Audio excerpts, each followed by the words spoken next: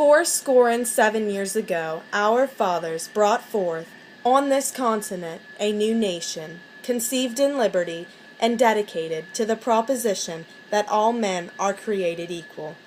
Now we are engaged in a great civil war, testing whether that nation, or any nation, so conceived and so dedicated, can long endure. We are met on a great battlefield of that war. We have come to dedicate a portion of that field as a final resting place for those who here gave their lives that that nation might live. It is altogether fitting and proper that we should do this.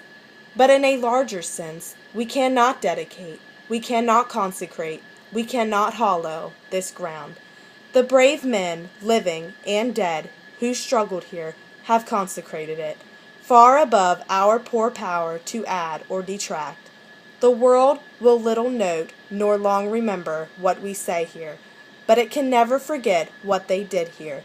It is for us, the living rather, to be dedicated here to the unfinished work which they who have fought here have thus so far nobly advanced.